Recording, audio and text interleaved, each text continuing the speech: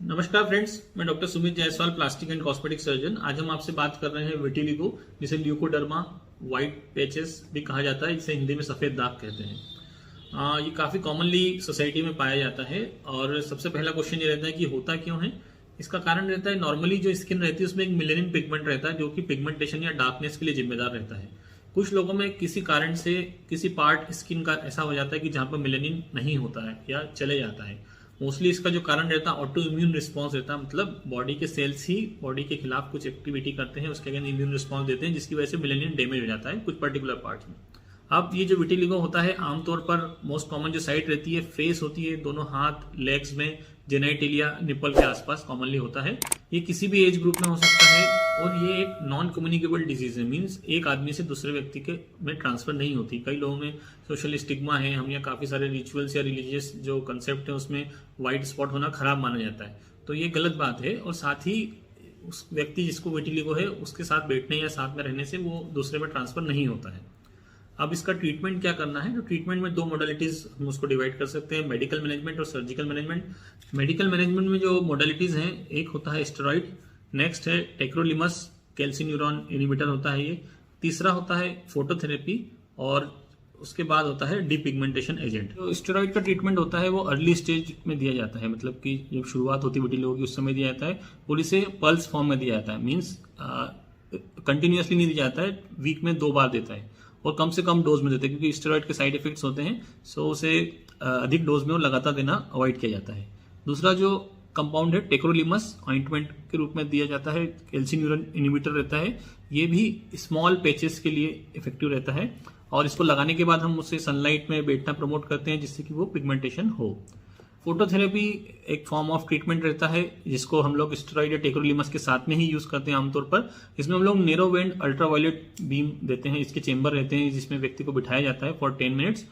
ऐसा आमतौर पर हफ्ते में 2 बार करते हैं, लेकिन इसमें कुछ समय लगता है रिजल्ट आने में, कम से कम 3 महीने लगते हैं कुछ सिग्निफिकेंट जो रिजल्ट है वो विजिबल होने में। एक और तरीका होता है डीपिगमेंटेशन करने का, मींस यदि पेशेंट को लगभग सभी जगह पे व्हाइट पैचेस हैं, लेकिन कुछ ही जगह बची हैं फेस पे स्पेशली, कि जहाँ पे कुछ नॉर्मल पैचेस हैं, ब्लैक पैचेस हैं, पिगमेंटेड पैचेस हैं, तो हम लोग करते हैं, चाहते हैं कि जो बचा हुआ ब्लैक है या नॉर्मल स्किन है उसे ही हम लोग व्हाइट पैच में कन्वर्ट कर दें, जिसे डीपिगमेंटेशन कहा जाता है। तो कई बार कुछ एरिया में अगर ऐसा करना रहता है तो वो सुटेबल रहता है कि कंप्लीटली व्हाइट दिखने लगेगा, तो वो नॉर्मल दिखता है, ब्लैक एंड व्हाइट का कॉम्बिनेशन रहता है तो वो एबनॉर्मल दिखता है। ये जो सारी मॉडलिटीज है नॉन सर्जिकल, यदि ये फेल हो जाती है या इसका इफेक्टिव रिजल्ट नहीं मिलता है तो हम लोग सर्जिकल ट्रीटमेंट की तरफ जाते हैं।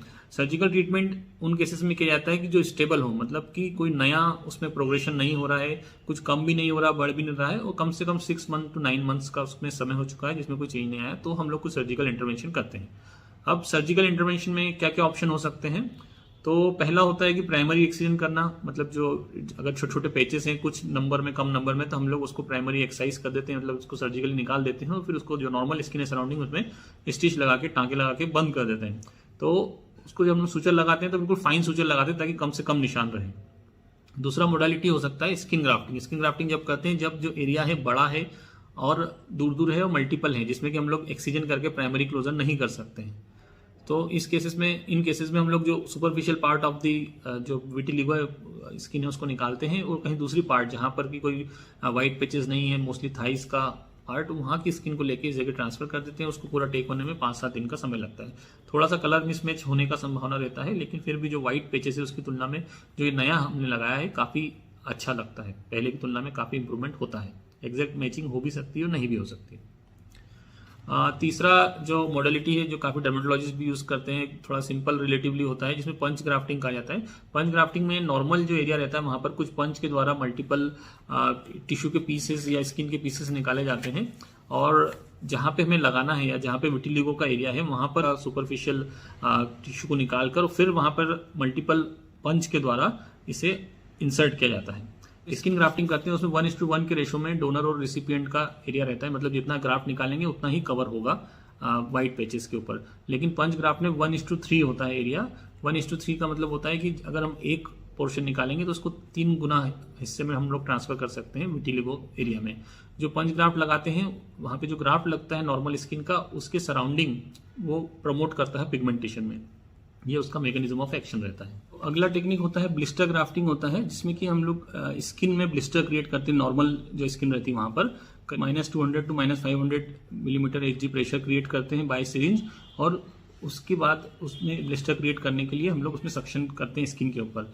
इसकी वजह से जो डर्मो इपिडर्मल जंक्शन होता है, इपिडर्मिस और डर्मिस का जंक्शन होता है, वो स्प्लिट हो जाता है और ब्लिस्टर फॉर्म हो जाता है। मगर इसका लिमिटेशन रहता है कि बहुत बड़ा एरिया रहेगा तो नहीं कर सकते हैं, ब्लिस्टर को बनने में कुछ समय लगता है, और वार्म क्लाइमेट में ज़रूरत रहती है, तो अगर कोल्ड क्लाइमेट है तो उसमें दिक्कत होती है। तो अगर छोटा एरिया है तो ब्लिस्टर ग्राफ्टिंग की जा सकती है। जो नेक्स्ट टेक्निक होती है मेलेनोसाइट ट्रांसफ़र का होता है। मेलेनोसाइट ट्रांसफ़र जो है रिसेंट एडवांस है, मतलब नई टेक्निक है, और इसमें 1:60 के रेशो में ट्रांसफ़र होता है। मतलब यदि हमने एक पार्ट निकाला है डोनर से तो उसका 60 गुना हम लोग एरिया में कवर कर सकते हैं। इसमें भी दो तरीके होते हैं, कल्चर्ड और नॉन कल्चर्ड। जो कल्चर्ड मेलेनोसाइट ट्रांसफ़र होता है वो थोड़ा कॉस्टली होता है।